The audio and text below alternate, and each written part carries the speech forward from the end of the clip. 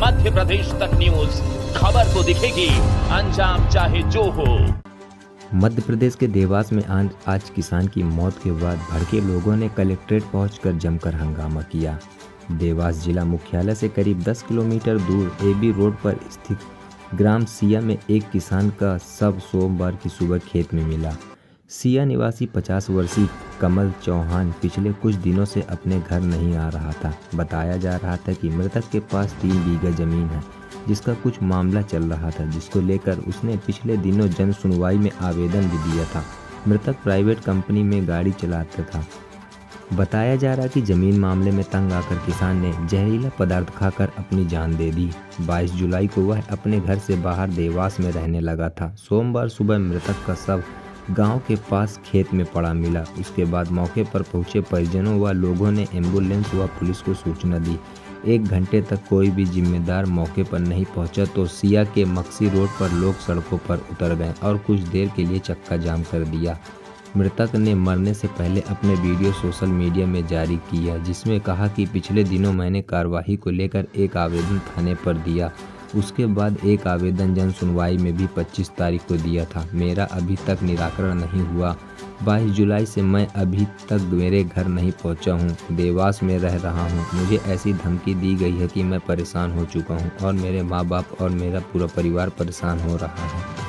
सिया के सरपंच राजेश, पिता मुन्ना लाल, राजेश पिता आत्माराम, नासिर बेग और सिया के पटवारी व इन लोगों ने मेरे खिलाफ प्रकरण दर्ज करवाने की कोशिश भी की, जिसके कारण मैंने जमीन के गड्ढे में 3 लाख रुपए भराव किया। मुझे गाड़ी से कुचलने की भी कोशिश की गई। मुझे धमकी भरे मैसेज भी आए। मैं मरना चाह रहा हूँ। इन लोगों की वजह से मैं परेशान हो चुका हूँ।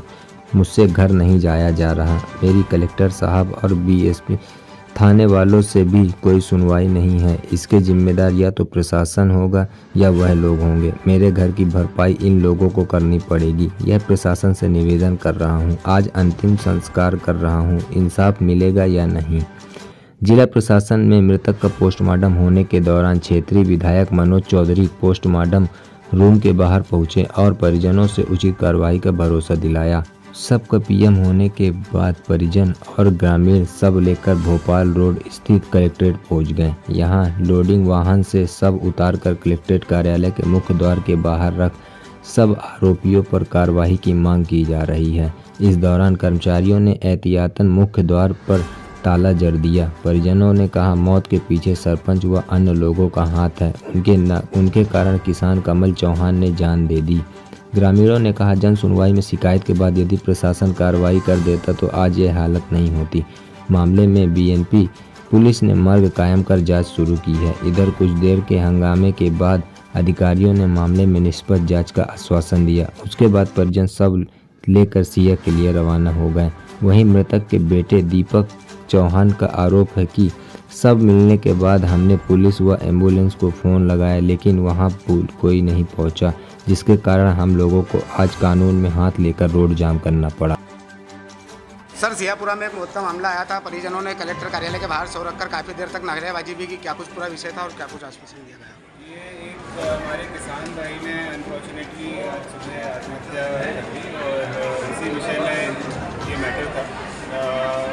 ये संज्ञान में आया कि 22 जून के आसपास इन्होंने एक आवेदन जन सुनवाई में दिया था, जिसके कारण जनता आक्रोश में थी कि उसमें कोई कार्रवाई नहीं हुई है। अभी उसमें जांच बाकी है कि हमारे साइड से क्या कार्रवाई हुई है। विषय बल्कि अब 2 हैं।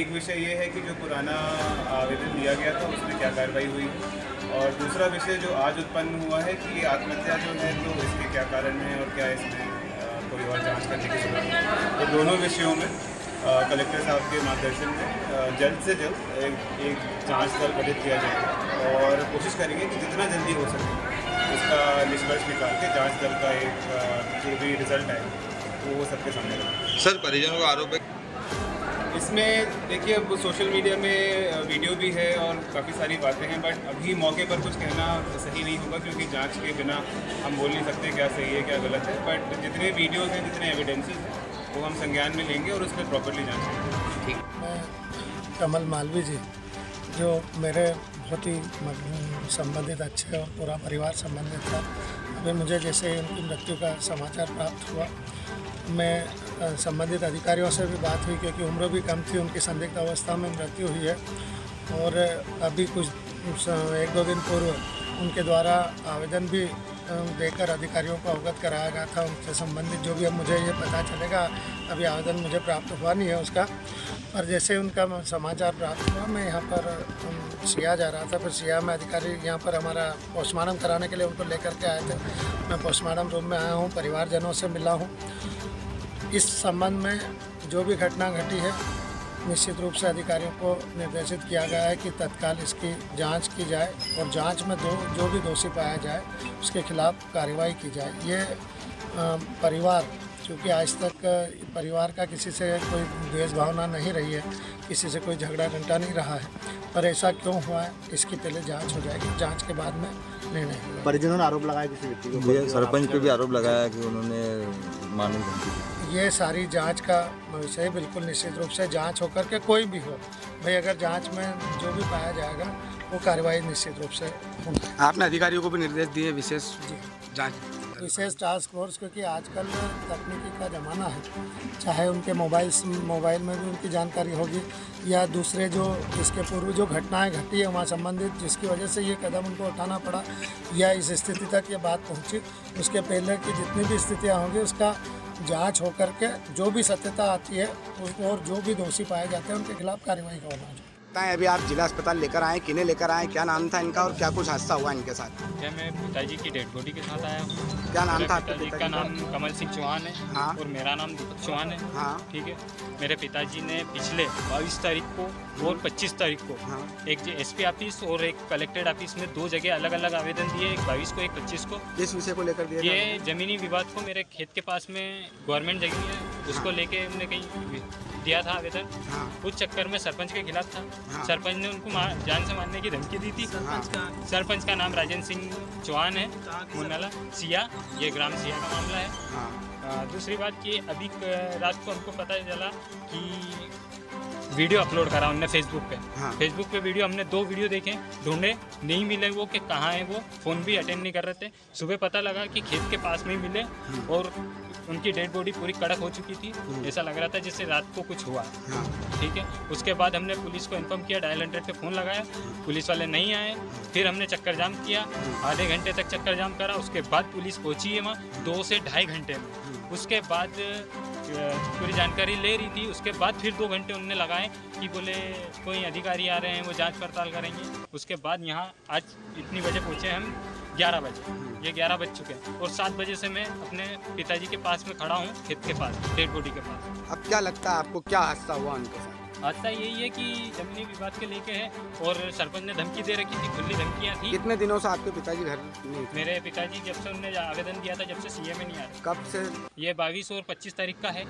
ठीक है। जब से नहीं है वो यहाँ पे। आपकी बातचीत और हुई, कहाँ रह रहे थे? बातचीत में ये है कि वो सैट से रहते थे और सिया से दूर मेरी दीदी के यहाँ रहते थे, किसी को इन्फॉर्म नहीं था। दूसरी बात कि मुझे अभी कल नहीं परसों के दिन जो सामने वाली पार्टी है उनने मोहल्ले में ये बोला है कि भैया तुमने हमारे खिलाफ आवेदन क्यों दिया है, वो आवेदन आपने ऐसे कैसे दे दिया, ऐसे धमकियाँ दे रहे थे।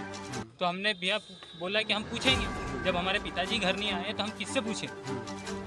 तो आज पता चला 2 दिन बाद कि हमारे डेड बॉडी मिली है और धमकी उनने दी अब थी। आप क्या चाहते हैं, क्या मांगे आपकी? यही है कि यार उनको जो भी है प्रशासन उनके हिसाब से निपट ले तो अच्छा है, क्योंकि आपको खुद को पता है कि मेरे पिताजी भी अकेले थे, मैं भी अकेला हूँ, तो मेरे पास तो होने के लिए कुछ बचा नहीं है। अब खैर जो भी रहेगा फिर मेरे स्तर पर निपटूंगा मैं। आपके पिताजी काम क्या करते थे? मेरे पिताजी पैरासूर कंपनी में काम करते थे, प्राइवेट गाड़ी चलाते थे। क्या उम्र थी आपके पिताजी? 50 साल उम्र में। ठीक है। आपका नाम? दीपक चौहान। आप क्या लगते हैं? बेटा उनका। कितने भाई एक ही। बहन हैं आप?